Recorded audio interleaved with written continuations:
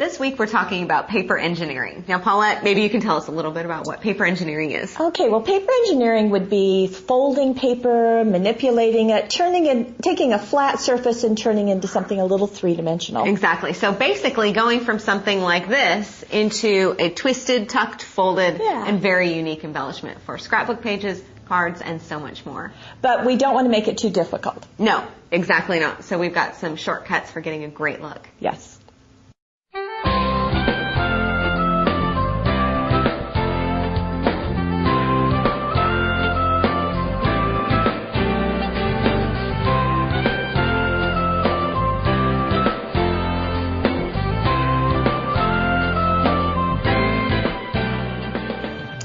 Okay, so we're going to take flat paper and we're going to make it wonderful. Right. And you've got a shortcut because we always need shortcuts for this. Absolutely. Well, this is my shortcut. This is a template. Yes. And it's got, thankfully it has patterns on it and directions, but we're just going to walk through those. Right. Okay. So you're going to show me how easy it is to take that flat piece of paper into a Scandinavian heart. I can't believe it. Like the kind we used to make in grade school. Exactly. Okay. It's been a while since I've been to grade school, so I need you to remind me how to do this because it's really easy, but it's very cool. It's a very cool technique. And that's what we want. So we're going to use our template, and we do use it on the back side of the paper. Right. So that way you can mark your pattern. And in this case, I thought it was really clever. This is out of our Bright Use Them for Anything. Okay. And we're going to take one of the patterns. You need two. Okay. So you're going to take one, I'm going to take it out of this area, and I'm going to take another one out of this area. Clever. So you want to move that paper away? Yes, I will. Okay, so I have these two things. Now, Stacy said they look like Pokemon ghosts. No, Pac-Man. Pac-Man. Oops. Yeah. Okay. One of those computer game thingers. Okay. So what I want to end up with is a heart.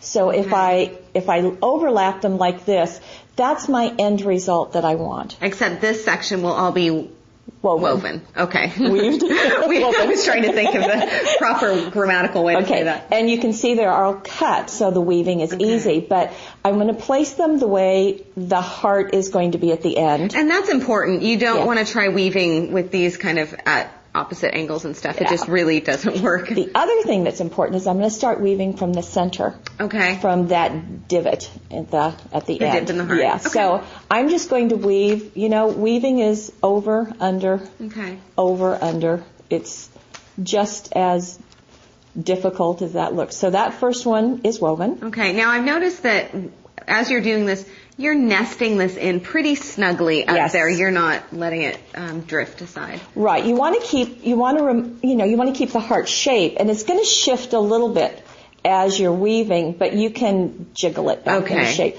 So over, under, over. I mean, it truly is just as you recall. How easy is this? And please notice I'm doing this upside down. I'm so impressed. I really am.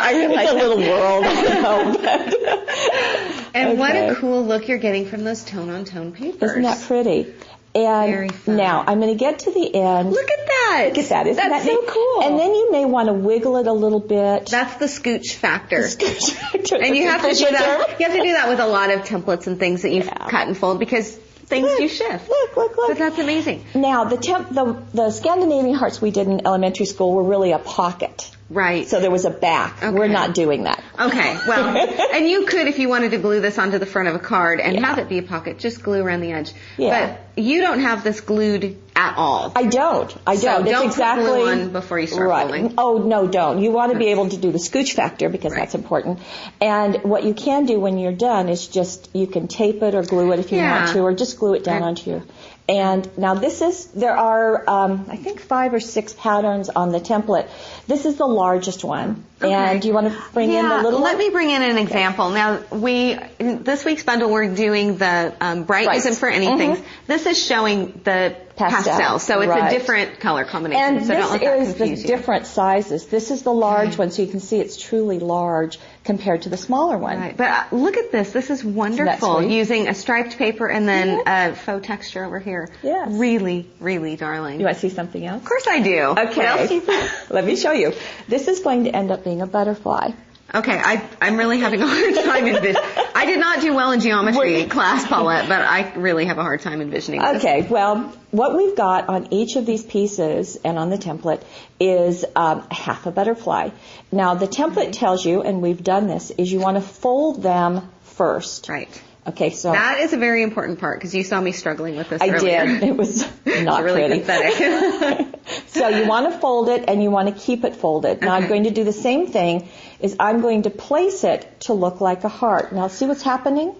Yeah. Those two halves make a whole butterfly. That is so neat. And those two halves, there's this funny space in there. Well, they're going to cover that up. So the only thing I need to do now is I need to do my weaving. So I'm going to do the same thing. I'm going to start in the center. So I'm going to go over and under. And I only have 2 layers, so this is not a tough thing to do. And then I'm going to go under. And you'll end up with the butterfly, the white side facing up. So you could ink it, chalk it, and look how simple that is. Isn't that neat? That's amazing. It really is amazing. And by the way, Susan Niner James is a U.S.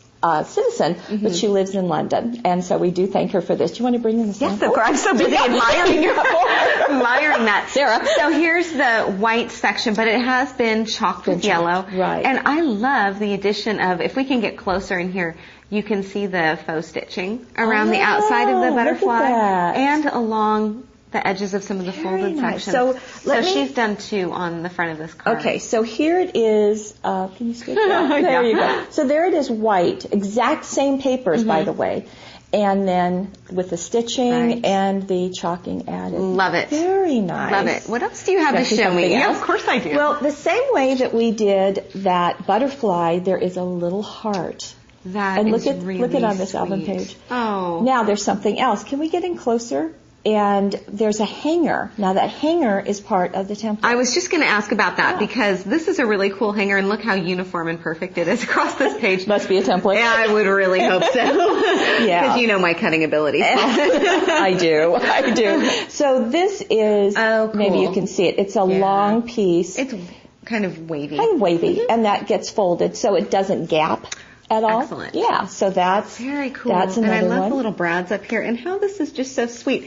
This is basically the same. It's exactly the same. So you've got your pieces. You're going to fold them, and you fold on top. The template tells you that. Okay. And then again, place them so the way a heart would be, and then just weave them. So really, it's instrumental for you to kind of figure out the shape that it's going to be and position it that way to begin with. Now, here is another album page, and then we're going to go in close, and we're going to see another one where there's a flower in the center, and this flower is just woven. That is really, really neat. Now, the only thing that's tricky about this, and here are my pieces. Maybe you can scoot that away. Yeah, of course. Okay, here are my pieces, is that I've got thin and thick pieces to weave. Okay, so here's your narrow piece, and then your wide piece. And that feels a little awkward. Yeah. Okay. Really? It does. So what you want to do is as you place them, again, I'm starting with my heart shape, and the tricky part is that in this case, my stripe I want on top. Okay. So that means that I've got my middle area on top. Now I'm going to have to figure out the rest of it. Okay. So that's a little trickier, and I'm going to want to go over and then under. See, now I'm keeping it back up. And then over. So it's really just the same format as before. I swear it is. It's so much easier, though, to see someone do it, Paulette. It really, really is. It makes a difference. For those of us who are visual people. Well, the other thing that happens, especially with a stripe or an irregular stripe, is it's kind of depend on how you cut it. Right. What portion of the paper that you use. Yeah. And right here, there's a big blue in the middle. Now, in our finished one, let's bring it back in. There is, where are you? There we go. Probably as close as we can, John.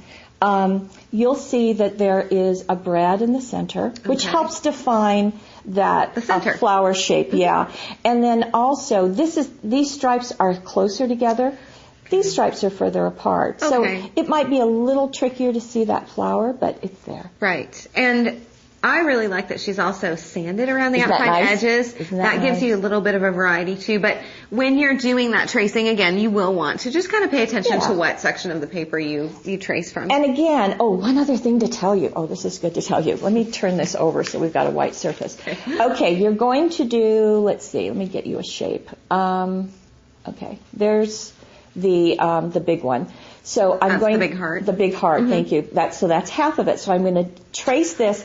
Then I'm going to turn it over. Flip it over. Flip it over, and then do my second one. Now it's not as important on the hearts, the first one I did, but when you get to the butterflies and the flowers and the heart within a heart would be vital. It's important. So you just want to know that turning it over, flipping it over is flipping it so that you see Scandinavian backwards. Right, and that's a very key part to make, because I've seen people in class who think flipping it over is just turning it around. Yeah. So it is really think of flipping it over like a burger. Scandinavian hearts are cool. I think they are very cool. And Paulette, I am not a cutter. You know this. I do know that. But the result of these is just so cool. I think you're going to try it? I think I'll do it. Okay. I think I will.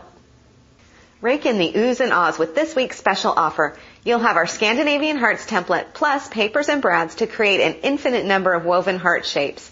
That's 24 colorful papers, 200 bright brads, and a template with 6 unique patterns, all for only $18.79. To order, just click on the featured product on the right-hand side of the screen.